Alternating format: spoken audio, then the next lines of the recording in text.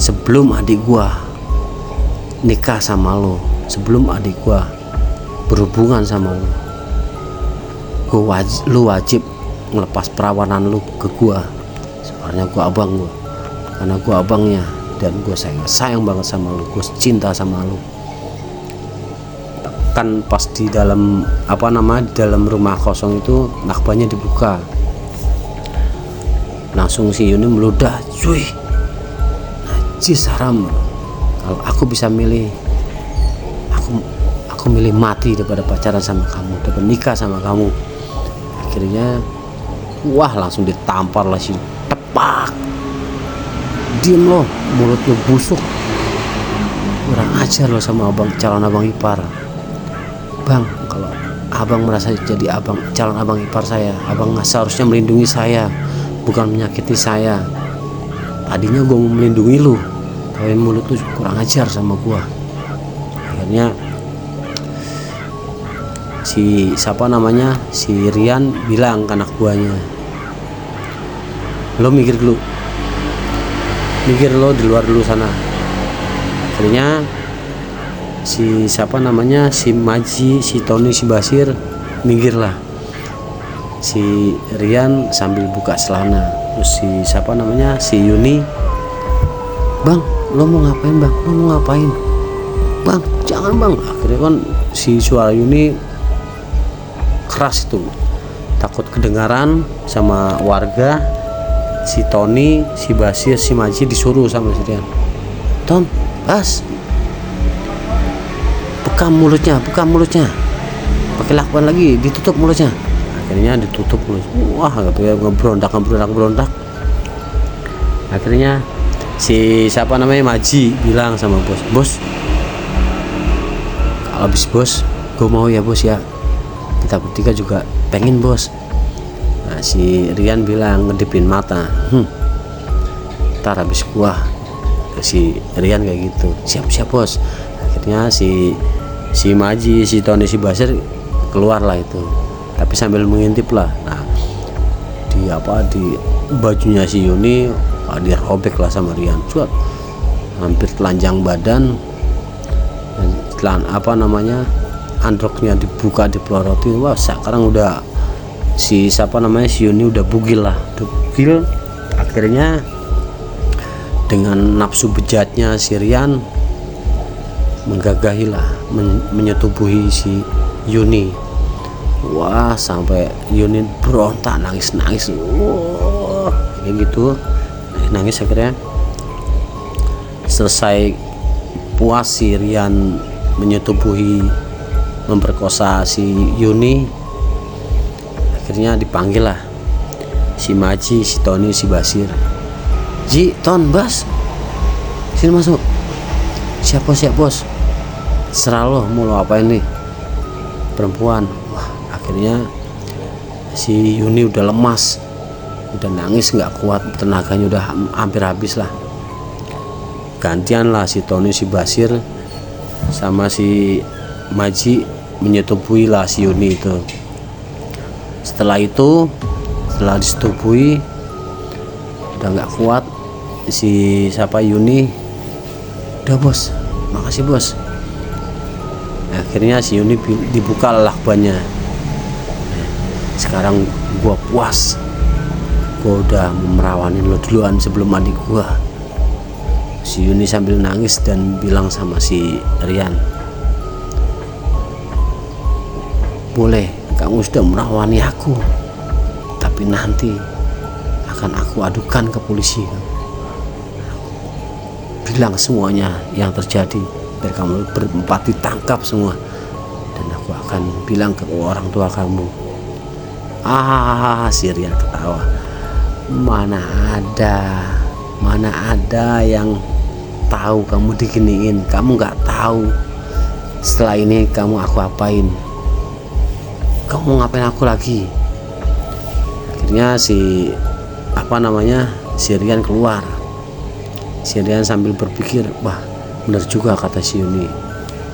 Setelah ini kalau dilepasin pasti dia mengadu ke polisi dan gua akan ditangkap, akan dicari sama polisi, pasti ditangkap berserta teman-teman gua.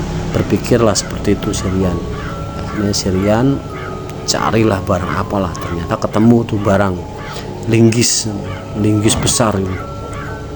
Akhirnya linggis besar itu dibawa sama si Rian ke hadapan si Yuni. Si Yuni kaget, bang, lu mau ngapain bang?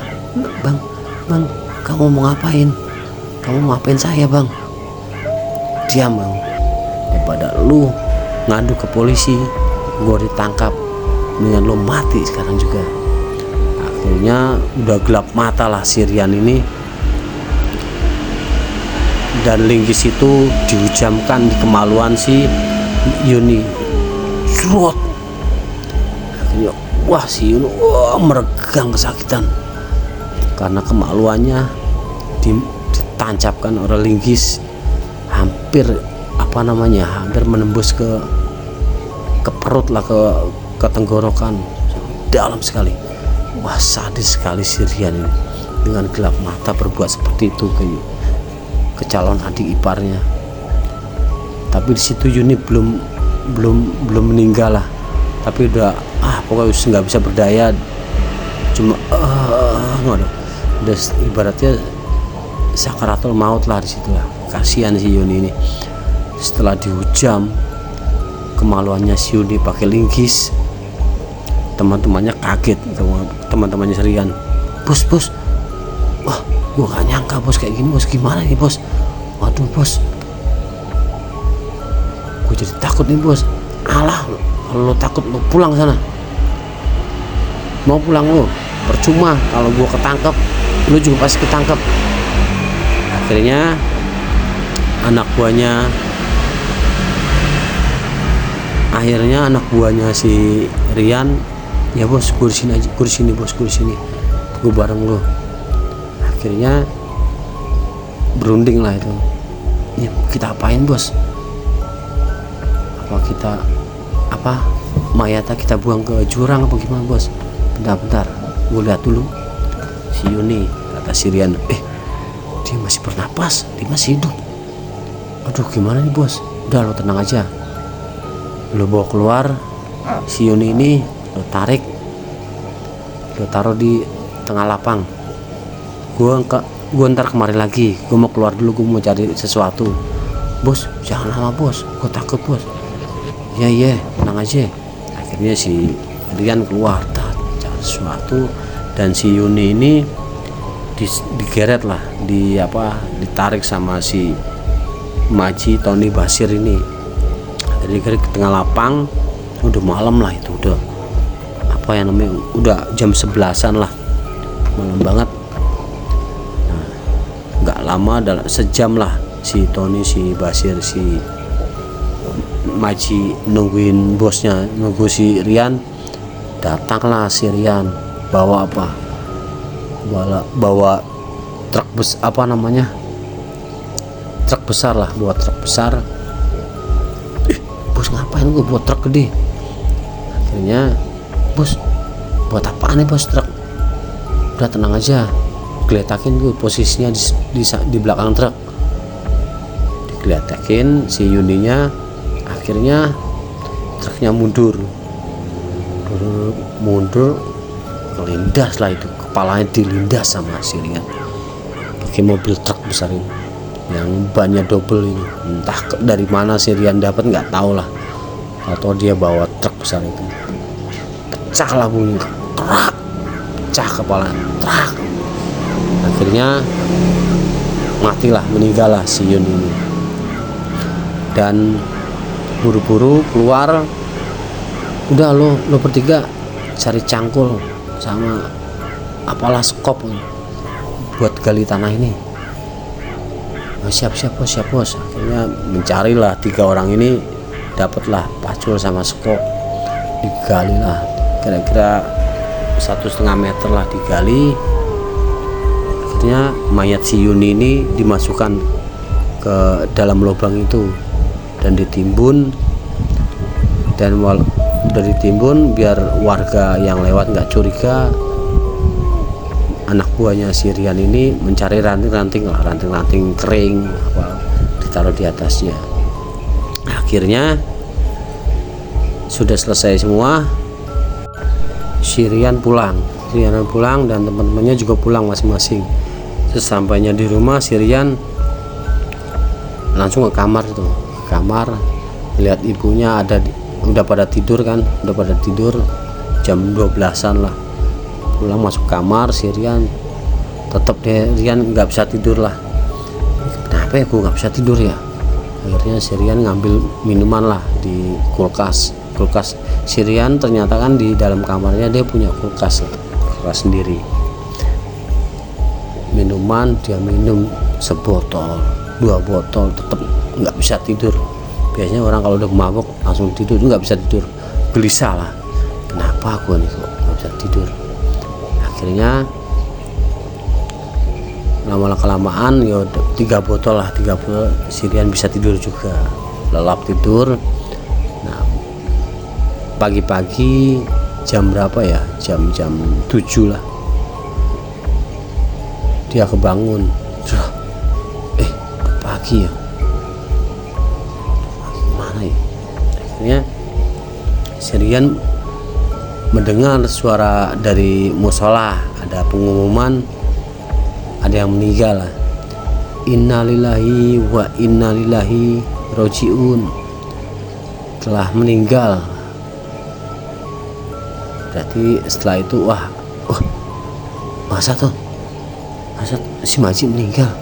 Nggak mungkin. Kenapa meninggal kemarin sehat-sehat aja sama gua dari malam? Akhirnya si Rian buru-buru itu mandi ke rumah si Maji langsung. Ternyata benar si Maji meninggalnya mengenaskan lagi. Si Maji ini ternyata gantung diri, dan tetap warga belum ada yang berani untuk melepaskan talinya dari jerat lehernya. Dan si Rian menghampiri mau melepaskan tali dari lehernya itu dengan si Rian nangis juga lah, walaupun bejat-bejatnya dia ngeliat sahabatnya dari kecil ngeliat seperti itu. Akhirnya melepaskan talinya, dan warga dan orang tuanya bilang, mas jangan dilepas dulu mas, kita nunggu ke polisi biar tidak disalahkan buat olah TKP. Ini kan meninggalnya karena gantung diri, bukan meninggal biasa. Akhirnya Rian mundur perlahan, berpikir waduh ada polisi ya datang kemarin. Akhirnya si Rian langsung keluar dan naruh duit di kotak biasalah kalau ada yang meninggal kan gitu. Rian keluar pergi. Si Rian takut bukan kepalang apa gimana ya gitu, kepikiran kok tadi malam habis barengan kok tahu-tahu paginya meninggal gantung diri, kenapa ya? Akhirnya si Rian pulang, masuk kamar lagi, nggak berani keluar seharian. Pas malam itu kira-kira jam 9 lah, si Rian minum di rumahnya, gua keluar dah cari yang lain. Akhirnya ke pos, kok sepi, kemana ya, apa nggak ada yang denger si Maji meninggal, apa nggak ada yang ngelawat apa. Akhirnya si Rian pulang minum di rumah di kamarnya jam 9 jam 10. Nah pas jam 10 ada yang ngetok-ngetok kamar, tek. Bilang, masa ibuku ngetok-ngetok, so udah malah nggak mungkin lah, ibuku pasti jam 9 jam 8 udah tidur sama bapakku, siapa yang ngetok ya. Akhirnya ada terdengarlah suara perempuan lah di pojokan. Hei Rian, tunggu saja giliran kamu. Pas ini kaget lah si Rian, siapa kayak suara ini, kayak suara si Yuni. Aduh, wah takut lah. Akhirnya si Rian minum sebanyak-banyak ya kan, tertidur. Besok paginya si Rian berinisiatif, gua ke rumah Tony ya sama Basir, pengen ngobrol-ngobrol, pengen nanya masalah si Maji kenapa bisa mati gantung diri. Akhirnya si Rian bergegas lah, mandi beres-beres rapi mau ke rumah Tony.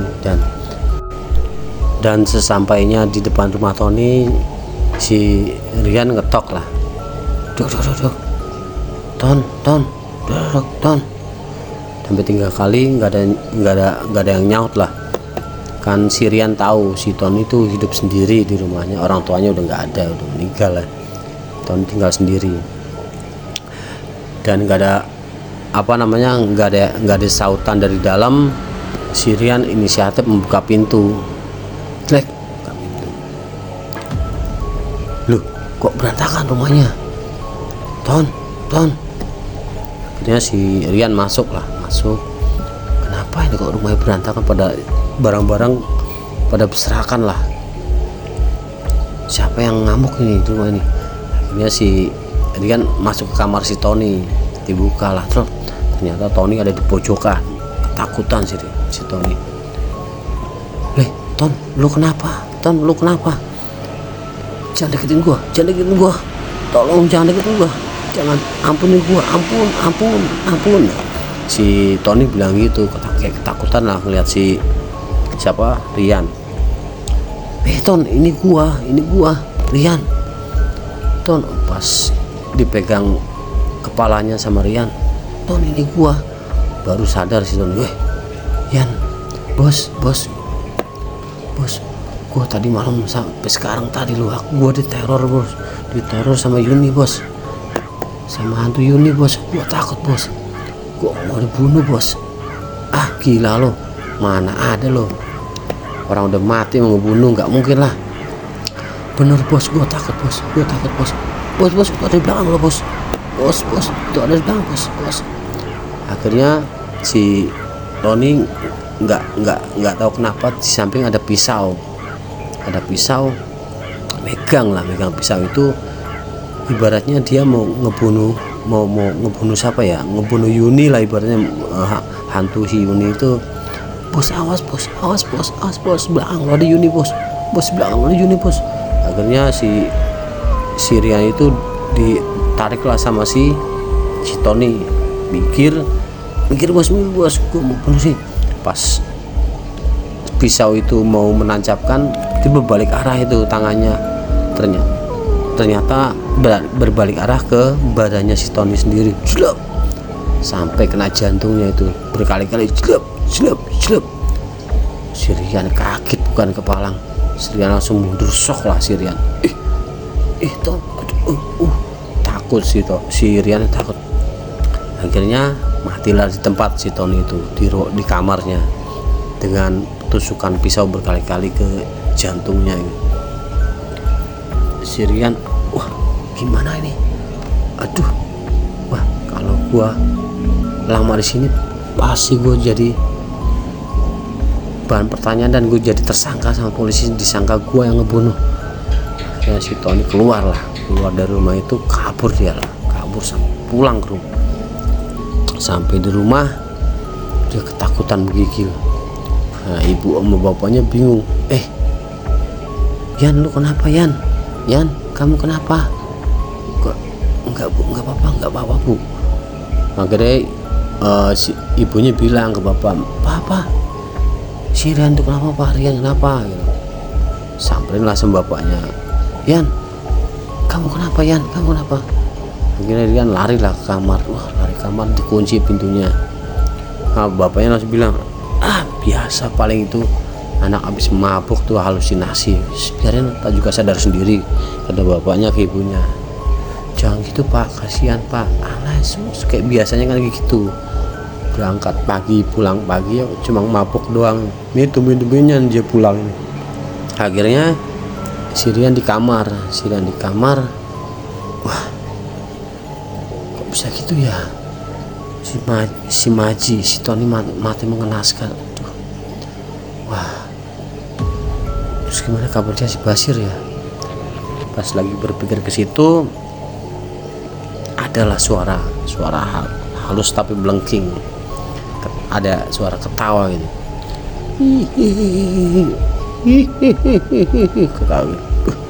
Ada ketawa. Suara Yuni itu. Akhirnya dapat omongan dari si Yuni bilang, "Hai Bang Rian, tunggu saatnya kamu akan tiba."